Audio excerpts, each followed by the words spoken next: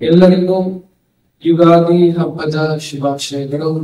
ಯುಗಾದಿ, ಯುಗ ಅಂದ್ರೆ ಕಾಲ, ಆದಿ ಅಂದ್ರೆ ಶುರು ಆಗ್ತಕ್ಕಂಥದ್ದು. ಯುಗಾದಿ ಅಂದ್ರೆ ಒಂದು ಹೊಸ ಕಾಲ, ಹೊಸ ಪರ್ವ ಶುರು ಆಗುತ್ತೆ, ಹೊಸ ಸಂವತ್ಸರ. ಗುರುಗ್ರಹವು ಸೂರ್ಯನಿಗೆ ಸುತ್ತುವರಿಲಿಕ್ಕೆ ಸುಮಾರಾಗಿ 12 ವರ್ಷದ ಕಾಲ. ಹಾಗೆ 5 ಸಾರಿ ಗುರುಗ್ರಹವು ಸೂರ್ಯನಿಗೆ ಸುತ್ತುವರಿದ್ರೆ ಅದು 60 ಸಂವತ್ಸರಗಳನ್ನ ಕಾಣುತ್ತೆ. ಇವಾಗ ನಾವು ಕ್ರೋಧಿ ಸಂವತ್ಸರದಿಂದ, ನಾಳೆಯಿಂದ, ಇವತ್ತಿನಿಂದ ವಿಶ್ವವಾಸು ಸಂವತ್ಸರಕ್ಕೆ ಹೋಗ್ತಾರೆ. ಚಾಂದ್ರಮಾನ ಪಂಚಾಂಗದ ಪ್ರಕಾರ ನಾವು ಚೈತ್ರ ಮಾಸ, ಫಾಲ್ಗುಣ ಮಾಸ, ಒಂದು ಸರಿ ಎಲ್ಲ ತಿಂಗಳುಗಳು ಮುಗಿದು ಹೊಸ ಚೈತ್ರ ಮಾಸದಿಂದ ಹೊಸ ಚೈತ್ರ ಮಾಸ ಆದ್ಮೇಲೆ ವೈಶಾಖ ಮಾಸ. ಈ ಪಂಚಾಂಗದಲ್ಲಿ ಇಡೀ ಪ್ರಕೃತಿ, ನಮ್ಮ ಸುತ್ತ ಇರತಕ್ಕಂಥ ಪ್ರಕೃತಿ ಇವು ಹೊಸತನವನ್ನ ತೋರಿಸುತ್ತೆ. ಯುಗಾದಿಯ ದಿವಸ ನೀವು ನೋಡಿದ್ರೆ ಎಲ್ಲ ಕಡೆ ಮರಗಳು ಚಿಗುರೊಡೆದಿರುತ್ತವೆ, ಹೂಗಳು ಬಂದಿರ್ತವೆ. ಸ್ಪ್ರಿಂಗ್ ಸೀಸನ್, ಇದು ಯುಗಾದಿ. ಯಾಕೆ ಇದು ಅತ್ಯಂತ ಈ ದಿವಸ ವಿಶೇಷ? ಅದು ಹೇಗೆ ಪಂಚಾಂಗ ಶುರು ಆಯಿತು? ಪಾಶ್ಚಿಮಾತ್ಯರ ಪಂಚಾಂಗ ಕ್ರಿಸ್ತನು ಹುಟ್ಟಿದ ದಿವಸದಿಂದ ಅವರು ಶುರು ಮಾಡಿದ್ದಾರೆ, ಸುಮಾರಾಗಿ 2000 ವರ್ಷ. ಆದರೆ ಸನಾತನ ಧರ್ಮದಲ್ಲಿ ನಾವು ಸೃಷ್ಟಿಯ ಆದಿಯಿಂದ ಈ ಪಂಚಾಂಗವನ್ನು ಲೆಕ್ಕ ಮಾಡ್ತೀವಿ. ಪ್ರಥಮವಾಗಿ ಬ್ರಹ್ಮದೇವರು ಈ ಜಗತ್ತಿನಲ್ಲಿ ಜೀವಿಗಳನ್ನ ಸೃಷ್ಟಿಸಿದಂತಹ ದಿವಸ, ಅಲ್ಲಿಂದ ಯುಗಾದಿ. ಸೊ ಪ್ರತಿ ವರ್ಷ ಆ ದಿವಸವನ್ನು ನಾವು ಯುಗಾದಿ ಅಂತ ಆಚರಿಸ್ತೀವಿ.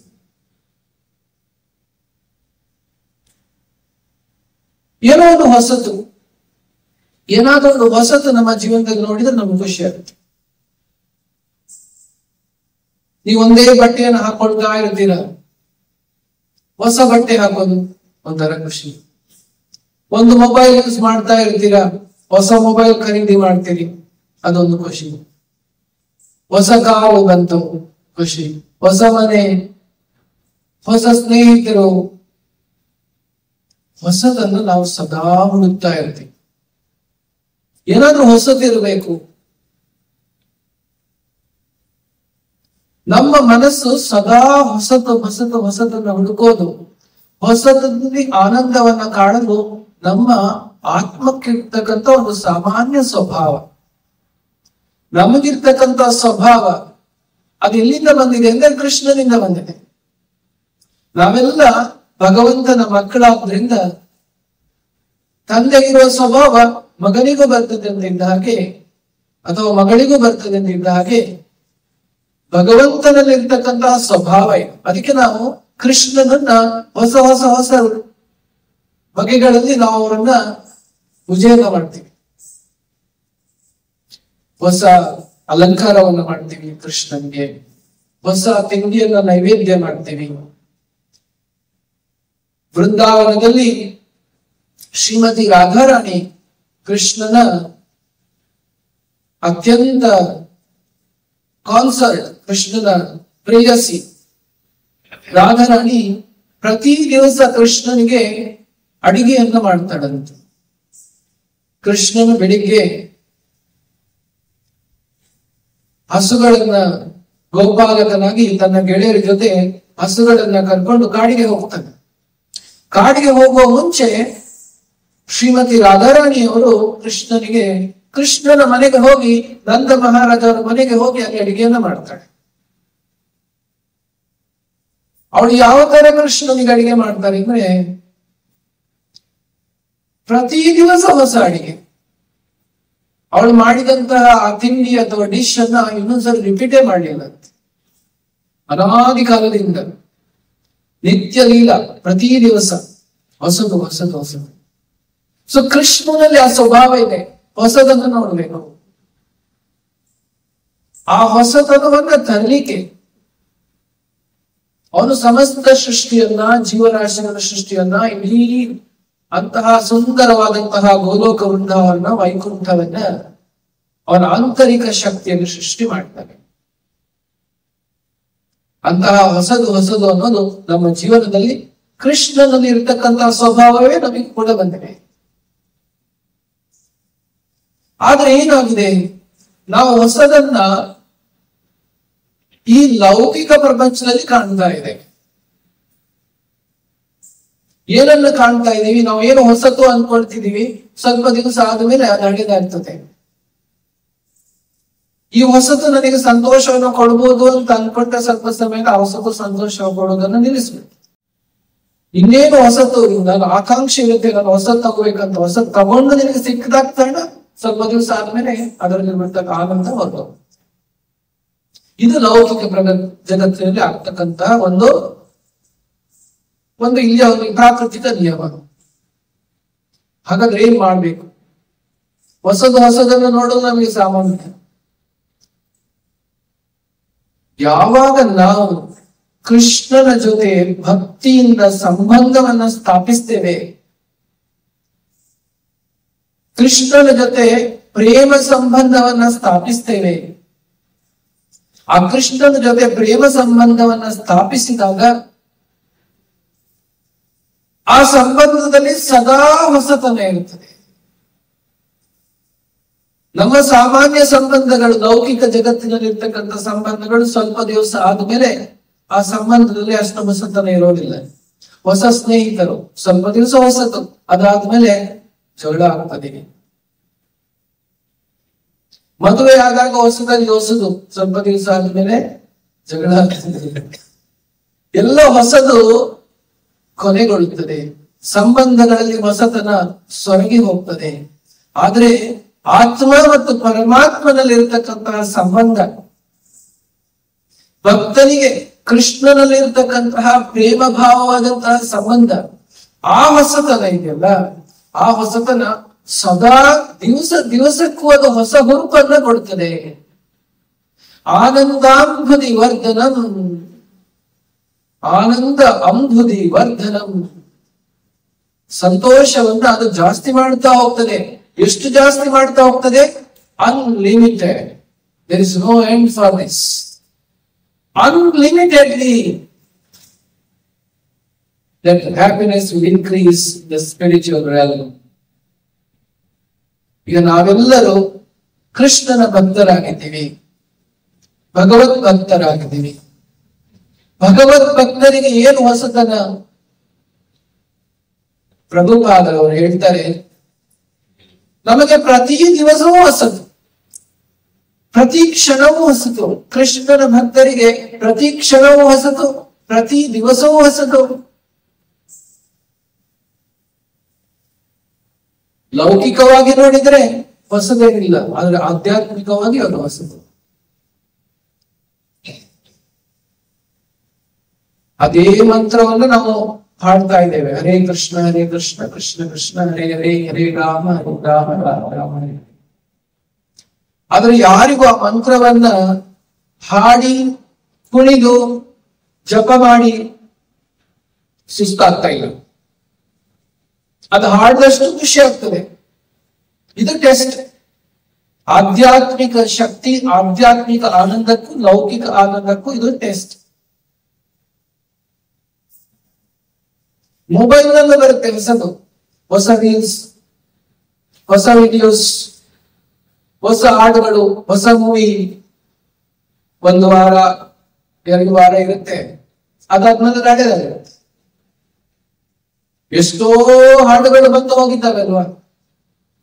ಎಷ್ಟೋ ಸಿನಿಮಾ ಹಾಡುಗಳು ಬಂದು ಒಂದೊಂದ್ಸರಿ ಎಷ್ಟು ಫೇಮಸ್ ಆಗಿರುತ್ತೆ ಅಂದ್ರೆ ಅವ್ರ ಮೊಬೈಲ್ ಅಲ್ಲಿ ರಿಂಗ್ ಟೋನ್ ಇಟ್ಕೊಂಡಿರ್ತಾರೆ, ಮನೆಯಲ್ಲಿ ಆ ಹಾಡನ್ನು ಹಾಕ್ತಾ ಇರ್ತಾರೆ. ಎಲ್ಲಾ ಕಡೆ ಇದು ಏನು ಫಂಕ್ಷನ್ಗಳಾದ್ರೂ ಆ ಹಾಡನ್ನ ಹಾಡ್ತಾ ಇರ್ತಾರೆ. 1 ವರ್ಷ ಕಳೆದ್ರೆ ಆ ಹಾಡನ್ನೇ ಯಾರು ಹಾಡೋದಿಲ್ಲ, ಹಳೆದಾಗಿರುತ್ತೆ. ಯಾಕೆಂದ್ರೆ ಅದು ಲೌಕಿಕವಾದಂತಹ ಹೊಸತು. ಆದ್ರೆ ಆಧ್ಯಾತ್ಮಿಕವಾಗಿ ಕೃಷ್ಣನ ಜೊತೆ ನಮಗಿರುವ ಸಂಬಂಧ, ಕೃಷ್ಣನ ಜೊತೆ ಪ್ರೇಮಮಯವಾದಂತಹ ಸಂಬಂಧ, ಆ ಹೊಸತು ಹೇಗಿರ್ತದೆ ಅಂದ್ರೆ ಹರೇ ಕೃಷ್ಣ ಮಂತ್ರದ ತರ. ನೂರಾರು ಸಾವಿರಾರು ವರ್ಷದಿಂದ ಅದೇ ಮಂತ್ರವನ್ನು ನಾವು ಹಾಡ್ತಾ ಬಂದಿದ್ದೇವೆ. ನಾವು ಚೇಂಜ್ ಮಾಡ್ತಾ ಇಲ್ಲ. ಇವತ್ತು ಯುಗಾದಿ ಇದೆ, ಸಾಕು ಹರೇ ಕೃಷ್ಣ ಸಾಕು, ನಾಳೆಯಿಂದ ಹೊಸ ಮಂತ್ರ ನಾವೆಲ್ಲರೂ ಜಪಿಸೋಣ.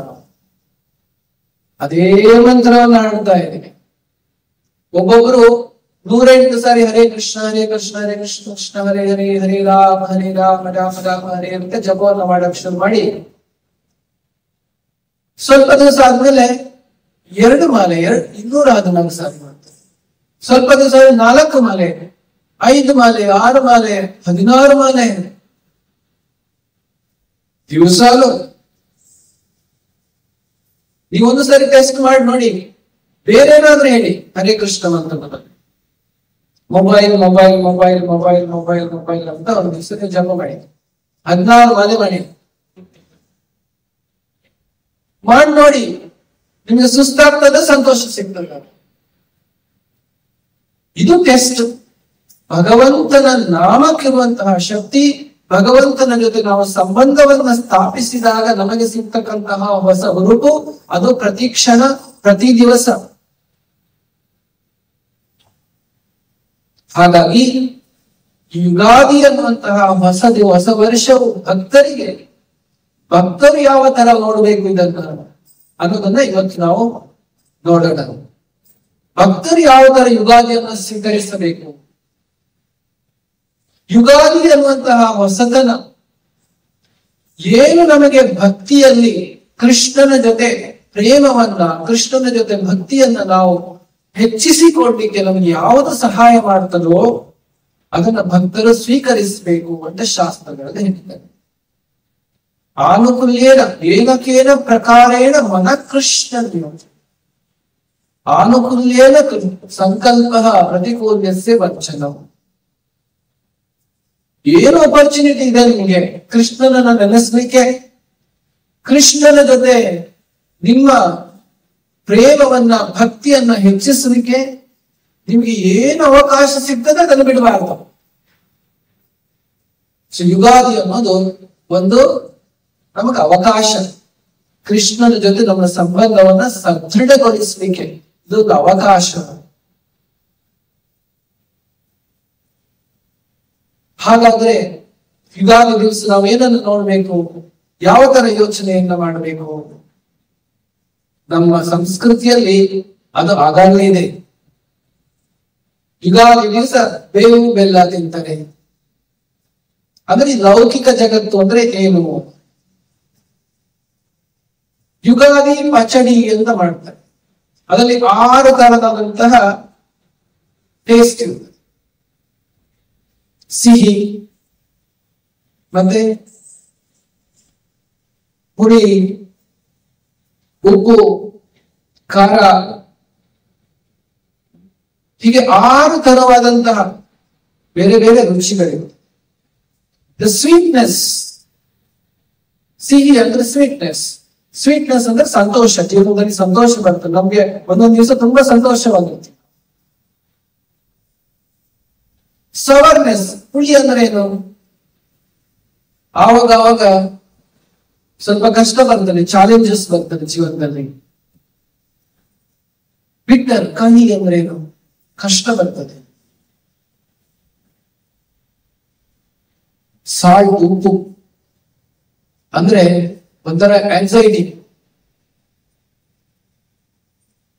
ಆಸ್ಟ್ರಿಂಜಸ್, ಒಗರು ಟೇಸ್ಟ್ ಅಂದ್ರೆ ಸರ್ಪ್ರೈಸಸ್ ಇರುತ್ತೆ ಜೀವನದಲ್ಲಿ. ನೀವೇನೋ ಅನ್ಕೊಂಡಿರ್ತಾರೆ, ಏನೋ ಆಗ್ಬಿಡುತ್ತೆ. ಖಾರ ಅಂದ್ರೆ ಕೋಪ ಬರ್ತಕ್ಕಂಥದ್ದು, ಸಿಟ್ಟು ಬರ್ತಕ್ಕಂಥದ್ದು.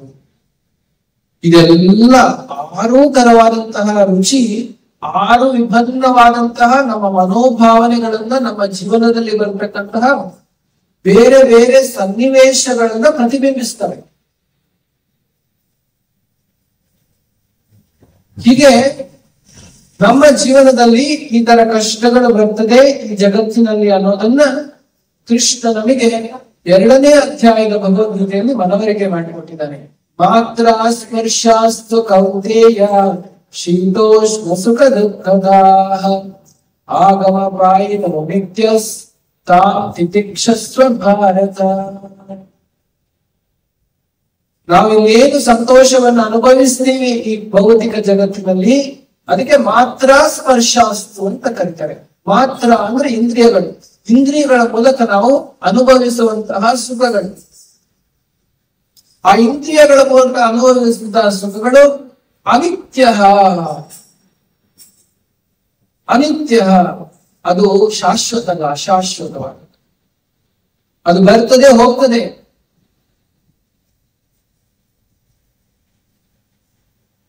ಸಂತೋಷ ಅನ್ನೋದು ಬರುತ್ತದೆ ಹೋಗ್ತದೆ, ದುಃಖ ಅನ್ನೋದು ಬರುತ್ತದೆ ಹೋಗ್ತದೆ.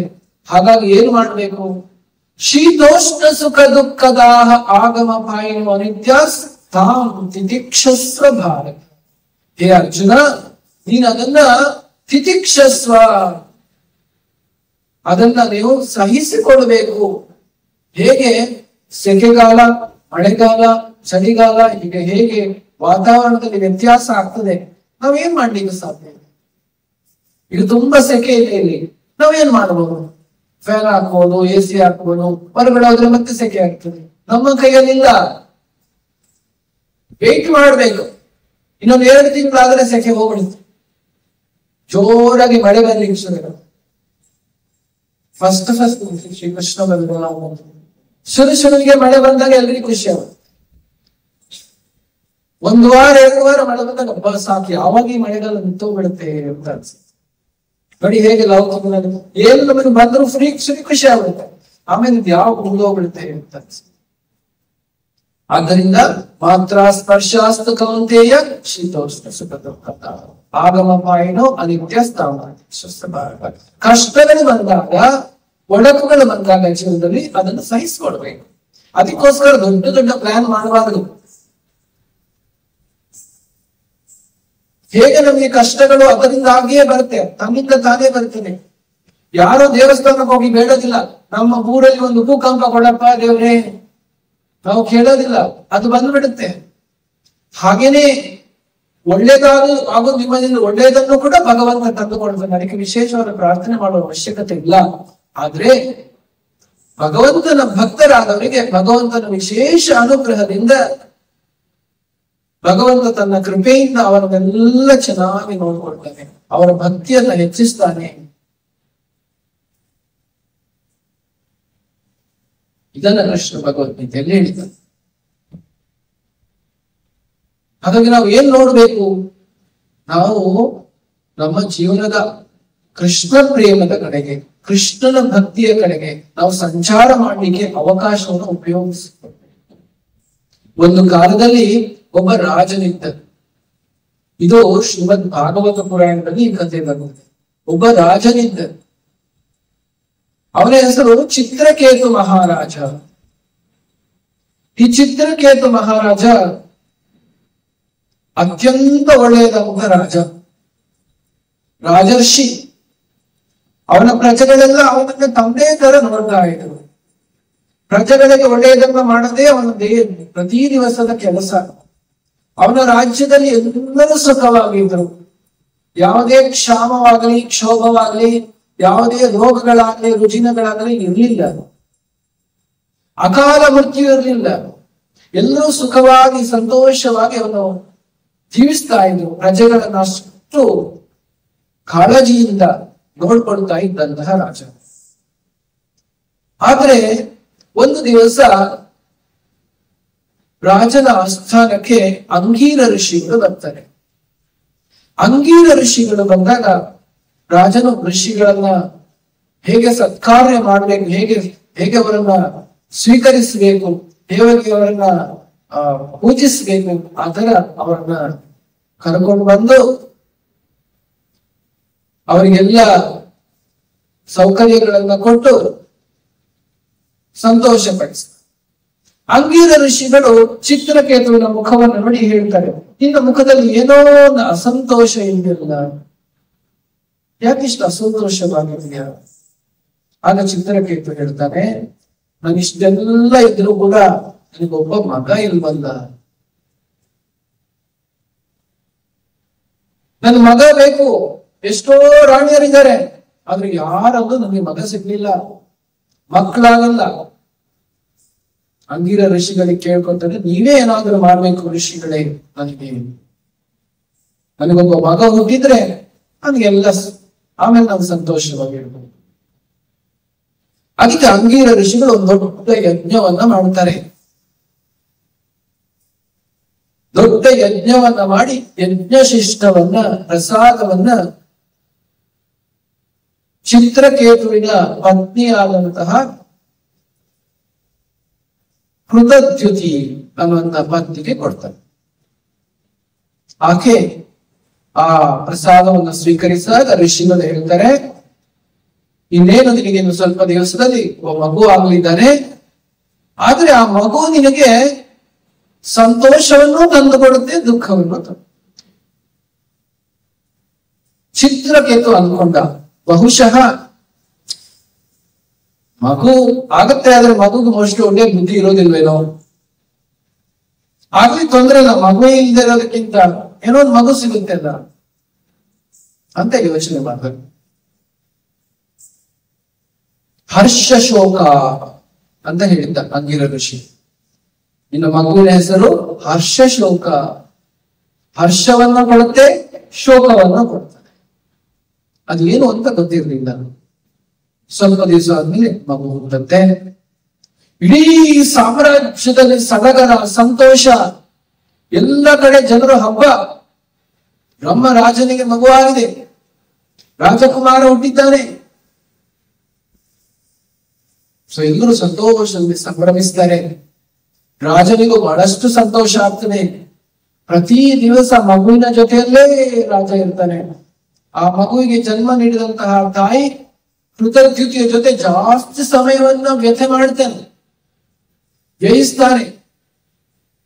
ಪ್ರೀತಿಯಿಂದ ಆಕೆಯನ್ನ ನೋಡ್ಕೊಳ್ತಾನೆ, ಪ್ರೀತಿಯಿಂದ ಮಗುವನ್ನ ನೋಡ್ಕೊಳ್ತಾನೆ. ದಿವಸ ಹೋದಾಗೆ ರಾಜನಿಗೆ ತನ್ನ ಪತ್ನಿಯಾದಂತಹ ಕೃತಜ್ಞತೆಯ ಮೇಲೆ ಪ್ರೇಮ ಜಾಸ್ತಿ ಆಗ್ತದೆ. ಇದನ್ನೆಲ್ಲ ನೋಡ್ತಾ ಇದ್ದಂತಹ ಬೇರೆ ರಾಣಿಯರು, ಪತ್ನಿಯರು, ಅವ್ರಿಗೆ ಅಸೂಯೆ ಆಯ್ತದೆ. ನಮ್ಮನ್ನೆಲ್ಲ ಕಡೆಗಣಿಸ್ತಾ ಇದ್ದಾನಲ್ಲ ಇವನು, ಚಿತ್ರಕೇತು ನಮ್ಮನ್ನೆಲ್ಲ ಕಡೆಗಣಿಸ್ತಾ ಇದ್ದಾನೆ. ಬರೀ ಆಕೆಗೆ ಮಾತ್ರ, ಈ ರಾಣಿಗೆ ಮಾತ್ರ ಪ್ರಾಮುಖ್ಯವನ್ನ ಕೊಡ್ತಾ ಇದ್ದಾನೆ, ನಮ್ಮನ್ನೆಲ್ಲ ಮರೆತು ಬಿಟ್ಟಿದ್ದಾನೆ. ಯಾಕೆ ಈ ತರ ಆಗಿದೆ? ಯಾಕೆ ಆಗಿದೆ ಅಂದ್ರೆ ಆ ಮಗುವಿನಿಂದಾಗಿ ಆಗಿದೆ.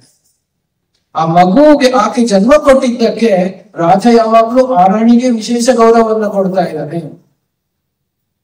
ಜನರು ಕೂಡ ಆಕೆಗೆ ಮಾತ್ರ ಜಾಸ್ತಿ ಗೌರವವನ್ನು ಕೊಡ್ತಾ ಇದ್ದಾರೆ ಅನ್ನುವಂತಹ ಅಸೂಯೆ, ಕಾಮ, ಕ್ರೋಧ, ಲೋಭ, ಮೋಹ, ಮದ, ಮಾತ್ಸರ್ಯ ಆಗ್ತದೆ. ಇದು ಲೌಕಿಕ ಪ್ರಪಂಚದಲ್ಲಿ ಎಲ್ಲರ ಹೃದಯದಲ್ಲಿ ಇರ್ತಕ್ಕಂತಹ ಒಂದು ಕೆಟ್ಟದಾದಂತಹ ರಾಕ್ಷಸ. ಅರಿಷಡ್ವರ್ಗಗಳು ನಮ್ಮ ಹೃದಯದಲ್ಲಿರುವಂತಹ ವೈರಿ, ಕಾಮ, ಕ್ರೋಧ, ಲೋಭ, ಮೋಹ, ಮದ, ಮಾತ್ಸರ್ಯ ಅಂತಕ್ಕಂಥ ನಮ್ಮ ವೈರಿ, ಬೇರೆಯವರ ವೈರಿ ಅಲ್ಲ. ಕಾಮ ಅನ್ನೋದು ನಮ್ಮ ವೈರಿ, ಬೇರೆಯವರ ವೈರಿ ಅಲ್ಲ. ಕ್ರೋಧ, ನಮಗೆ ಸಿಟ್ಟು ಬರೋದು, ಅದು ನಮ್ಮ ವೈರಿ. ನಮಗೆ ಸಿಟ್ಟು ಬಂದ್ರೆ ನಾವೇ ನಮಗೆ ವೈರಿಗಳು. ಈ ಅರಿಷಡ್ವರ್ಗಗಳು, ಮಾತ್ಸರ್ಯ ಅನ್ನೋದು ಈ ಜಗತ್ತಿನಲ್ಲಿ, ಆಧ್ಯಾತ್ಮಿಕ ಜಗತ್ತಿನಲ್ಲಿ, ವೈಕುಂಠದಲ್ಲಿ ಇದಿಲ್ಲ, ಇಲ್ಲೇ ಇರೋದು ಮಾತ್ಸರ್ಯ. ಎಲ್ಲ ರಾಣಿಯರಿಗೆ ಮಾತ್ಸರ್ಯ ಆಗ್ತದೆ, ಅಸೂಯೆ ಆಗ್ತದೆ, ಎನ್ವಿ. ಏನ್ ಮಾಡ್ತಾರೆ? ಅವರೆಲ್ಲೊಂದು ಪ್ಲಾನ್ ಮಾಡ್ತಾರೆ. ಒಂದು ಕೆಲಸ ಮಾಡೋಣ, ಒಂದು ದಿವಸ ಆ ರಾಣಿ ಕೃತಜ್ಞತೆ ಇಲ್ಲದೇ ಇರುವಂತಹ ಸಂದರ್ಭದಲ್ಲಿ, ಮಗುವನ್ನು ನೋಡಿಕೊಳ್ಳುವಂತಹ ಆ ಕೆಲಸದಾಕೆಯೂ ಇಲ್ಲದಂತಹ ಸಂದರ್ಭದಲ್ಲಿ ಮಗುವಿಗೆ ವಿಷವನ್ನ ಕೊಡ್ತಾರೆ.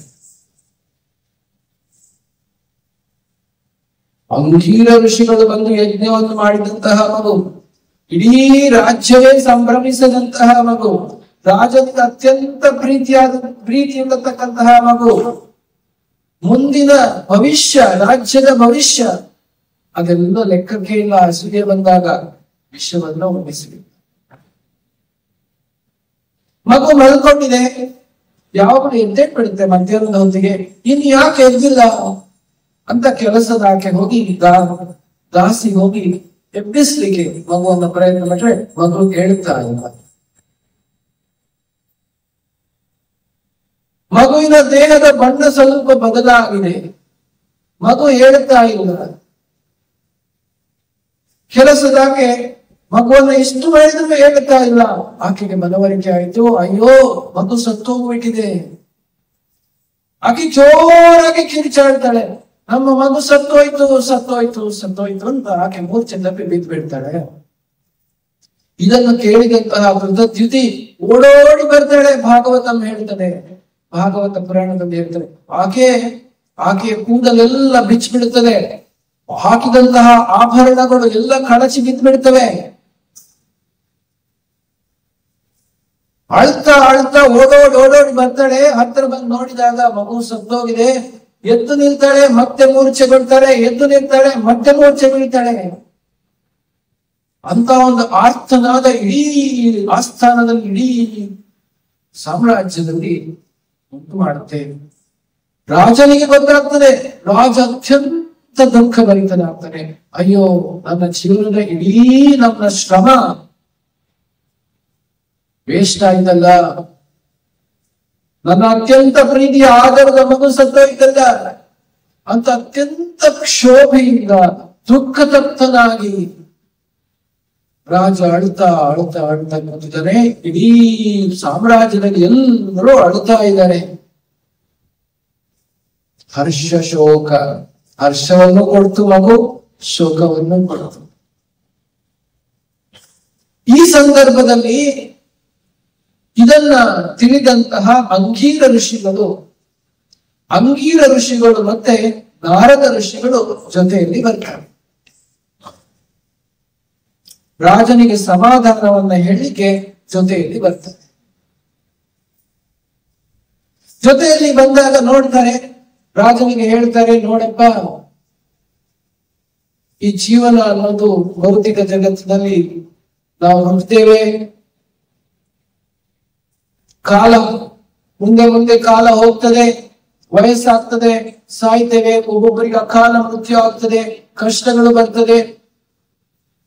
ದುಃಖಾಲಯಂ ಅಶಾಶ್ವತಂ, ಅಶಾಶ್ವತವಾದಂತಹ ಜಗತ್ತು ಇದು. ಯಾವುದನ್ನು ನೀವು ಶಾಶ್ವತ ಅಂತ ಯೋಚನೆ ಮಾಡಬಾರ್ದು. ನಿಮ್ಮ ಸಂಪತ್ತು ಇರ್ಬೋದು, ಆಸ್ತಿ ಇರ್ಬೋದು, ಸ್ನೇಹಿತರಿರ್ಬೋದು, ನಿಮ್ಮ ಬಂಧು ಬಳಗ ಇರ್ಬೋದು, ಯಾವುದೂ ಕೂಡ ಈ ಪ್ರಪಂಚದಲ್ಲಿ ಶಾಶ್ವತ ಅಲ್ಲ ರಾಜನೇ, ನೀವು ಇದನ್ನು ತಿಳ್ಕೊಳ್ಬೇಕು. ಎಲ್ಲೋ ಒಂದು ದಿವಸ ಹೋಗ್ತದೆ ಅಂತ ಅವರಿಗೆ ಶಾಸ್ತ್ರೋಕ್ತವಾಗಿ ಬುದ್ಧಿವಾದವನ್ನ ಹೇಳ್ತಾರೆ. ಅದನ್ನ ರಾಜ ಅದನ್ನ ಕೇಳುವಂತ ಮನಸ್ಥಿತಿಯಲ್ಲಿ ಇಲ್ಲ. ಹಾಗೆ ಏನ್ ಮಾಡೋದು? ನಾರದ ಋಷಿಗಳು ಒಂದು ಉಪಾಯವನ್ನ ಮಾಡ್ತಾರೆ. ಅವರು ಹೋಗಿ ಸತ್ತು ಹೋದಂತಹ ಆ ಮಗುವಿನ ದೇಹವನ್ನು ಹೋಗಿ ಸ್ಪರ್ಶಿಸ್ತಾರೆ. ಸತ್ತು ಹೋದಂತಹ ಮಗು ಎದ್ದು ಕೂತ್ಕೊಂಡು ಬಿಡುತ್ತೆ. ನಾರದ ಋಷಿಗಳ ಶಕ್ತಿಯಿಂದ ಮಗು ಎದ್ದು ಬಿಡುತ್ತೆ. ನಾರದ ಋಷಿಗಳ ಮಗುಗೆ ಹೇಳ್ತಾರೆ, ನೋಡಪ್ಪ, ನಿನ್ನ ತಂದೆ ತಾಯಿ ಎಷ್ಟು ಅಳ್ತಾ ಇದ್ದಾರೆ ನೋಡು, ಯಾಕೆ ಅವರನ್ನು ಬಿಟ್ಟು ಹೋಗಿದ್ಯಾ? ಯಾವ ಜನ್ಮದ ವೈರ ಇದೆ ನಿನಗೆ ಇವರ ಮೇಲೆ? ಆಗ ಮಗು ಎದ್ದು ಕೂತ್ಕೊಂಡು ಹೇಳುತ್ತೆ, ಯಾರು ತಂದೆಯೋ ಯಾರು ತಾಯಿಯೋ, ಈ ಜನ್ಮದಲ್ಲಿ ಅವರ ತಂದೆ ತಾಯಿ, ಹಿಂದಿನ ಜನ್ಮದಲ್ಲಿ ಇನ್ನೊಬ್ಬರ ತಂದೆ ತಾಯಿ, ಮುಂದೆ ನಾನು ಹೋಗ್ತಾರೆ ಇನ್ನೊಬ್ರು ಸಿಗ್ತಾರೆ.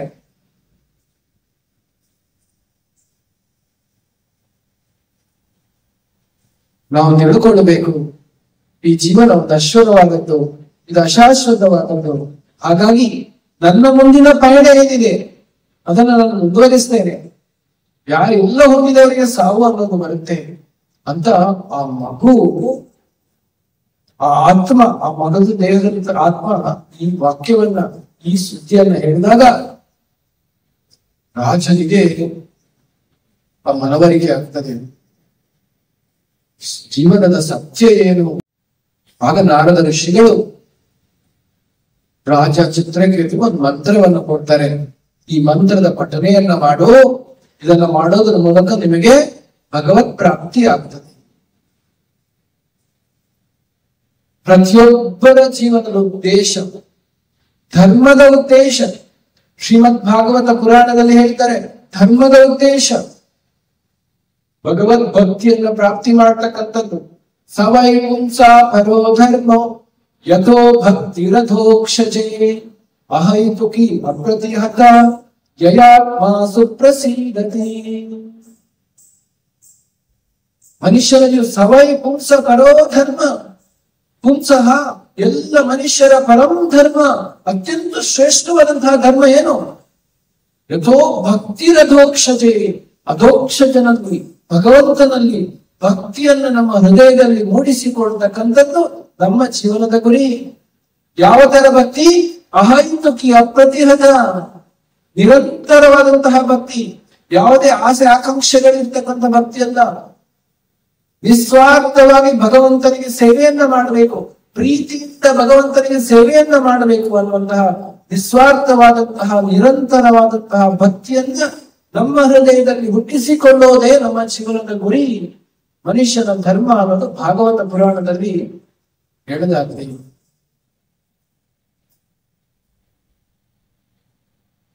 ಹಾಗಾಗಿ ಯಾವಾಗ ಯುಗಾದಿ ಬರ್ತದೆ ನಮ್ಗೊಂದು ನೆನಪಾಗಬೇಕು. ಒಂದು ವರ್ಷ ಹೋಯ್ತು, ಹಿಂದಿನ ವರ್ಷ ಯುಗಾದಿ ಹೋಯ್ತು, ಹೊಸ ವರ್ಷದ ಯುಗಾದಿ ಬಂತು. ಎಷ್ಟು ಬೇಗ ಬಂತು! ಕಾಲ ಹೋಗ್ತಾ ಇದೆ. ಕಾಲೋಸ್ಮಿ ಲೋಕಕ್ಷಯ ಕೃತ್. ಕಾಲ ಹೋಗ್ತಾ ಇದ್ದಾಗ ನಮ್ಮ ದೇಹ ಬದಲಾವಣೆ ಆಗ್ತಾ ಇದೆ, ಪ್ರಕೃತಿ ಬದಲಾವಣೆ ಆಗ್ತಾ ಇದೆ. ನಾವು ನೋಡ್ತಾ ಇದ್ದೇವೆ, ದೇಹ ಮುಪ್ಪಾಗ್ತಾ ಇದೆ, ವಯಸ್ಸಾಗ್ತಾ ಇದೆ, ಎಲ್ಲ ಬದಲಾಗ್ತದೆ. ಕಾಲ ಬಹಳಷ್ಟು ಬೇಗವಾಗಿ ಹೋಗ್ತದೆ. ಹೇಗೆ ಅಜಾಮಿಲನಿಗೆ ಆಯ್ತು ನೋಡಿ, ಸಂತೋಷ ಆನಂದವನ್ನು ಅನುಭವಿಸಬೇಕು ಅಂತ ಅಜಾಮಿಲ ಯಾವುದೋ ವೇಶ್ಯೆಯ ಜೊತೆ ಹೋದಂತೆ. ಆದರೆ ಕಾಲ ಆಗೋಯ್ತು, ಎಲ್ಲ ಪಾಪಕೃತ್ಯಗಳನ್ನ ಮಾಡಿದ, ದರೋಡೆಯನ್ನ ಮಾಡಿದ, ಕೊಲೆಯನ್ನ ಮಾಡಿದ, ಅತ್ಯಂತ ಪಾಪಿಯಾದ ಜೀವನದಲ್ಲಿ ಸಂತೋಷವನ್ನು ಹುಡುಕ್ತಾ ಹುಡುಕ್ತಾ ಹುಡುಕ್ತಾ ವೇಶ್ಯೆಯ ಜೊತೆ ಸಂತೋಷ ಸಿಗಲಿಲ್ಲ. ವಯಸ್ಸಾಯಿತು, ಯಮದೂತರು ಬಂದ್ರು, ಅತ್ಯಂತ ಭಯಾನಕವಾದಂತಹ ಯಮದೂತರು ಬಂದ್ರು. ಆದರೆ ಭಗವಂತನ ಕೃಪೆಯಿಂದ ನಾರಾಯಣ ಅಂತ ಹೇಳಿದ. ಆ ನಾರಾಯಣ ಅನ್ನೋ ಶಬ್ದದ ಉಚ್ಚಾರಣೆಯಿಂದ ಅತ್ಯಂತ ಕಠಿಣವಾದಂತಹ ಆ ಒಂದು ನರಕ ಲೋಕದ ಯಾತನೆಯನ್ನು ತಪ್ಪಿಸಿಕೊಂಡ. ಇದನ್ನು ನಾವು ಏನ್ ತಿಳ್ಕೊಳ್ಬೇಕು? ಯುಗಾದಿ ಬಂದಾಗ ಗೊತ್ತಾಗ್ಬೇಕು, ಕಾಲ ಮುಂದೆ ಹೋಗ್ತಾ ಇದೆ, ಹೊಸ ವರ್ಷ ಮತ್ತೆ ಬಂತು.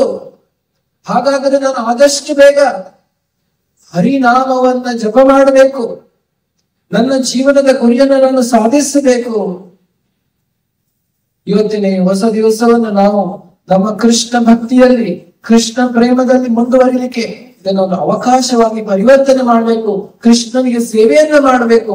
ಇವತ್ತಿನ ದಿವಸ ಕೃಷ್ಣನಿಗೆ ಹೇಳಬೇಕು, ಕೃಷ್ಣ ನನಗೆ ಮನವರಿಕೆ ಆಗಿದೆ, ಹೊಸ ವರ್ಷ ಬಂದಿದೆ, ಈ ವರ್ಷದಿಂದ ನಾನು ಒಂದು ಪ್ರತಿಜ್ಞೆಯನ್ನ ಮಾಡ್ತೇನೆ. ಪ್ರತಿ ದಿವಸ ನಾನು ನಿನ್ನ ನಾಮದ ಸ್ಮರಣೆಯನ್ನ ಮಾಡ್ತೇನೆ. ಕಳೆದ ವರ್ಷ ಇಷ್ಟು ಮಾಡ್ತಾ ಇದ್ದೆ, ಈ ವರ್ಷ ಇನ್ನೂ ಸ್ವಲ್ಪ ಜಾಸ್ತಿ ಮಾಡ್ತೇನೆ. ಶಾಸ್ತ್ರವನ್ನ ಪಠನೆ ಮಾಡ್ತೀನಿ, ಭಗವಂತನ ನಾಮದ ಸ್ಮರಣೆಯನ್ನ ಮಾಡ್ತೇನೆ, ಭಗವಂತನಿಗೆ ಸೇವೆಯನ್ನ ಸಲ್ಲಿಸ್ತೀನಿ. ಹೀಗೆ ಭಗವಂತನಿಗೆ ನಾವು ನಮ್ಮ ಮುಂದಿನ ವರ್ಷದಲ್ಲಿ ಏನು ಮಾಡ್ತೀನಿ ಅನ್ನೋದನ್ನ ಭಗವಂತನಲ್ಲಿ ಕೇಳಿಕೊಂಡು ಭಗವಂತನಿಗೆ ಅದನ್ನ ಸಾಧಿಸ್ಲಿಕ್ಕೆ ಬೇಕಾದಂತಹ ಶಕ್ತಿಯನ್ನ, ಸೇವೆ ಮಾಡುವಂತಹ ಶಕ್ತಿಯನ್ನ, ಆಧ್ಯಾತ್ಮಿಕ ಎಲ್ಲ ಚಟುವಟಿಕೆಗಳನ್ನ ಮಾಡುವಂತಹ ಶಕ್ತಿಯನ್ನ, ಅವಕಾಶವನ್ನ ಭಗವಂತನೇ ನಾವು ಈ ದಿವಸ ಪ್ರಾರ್ಥಿಸಬೇಕು.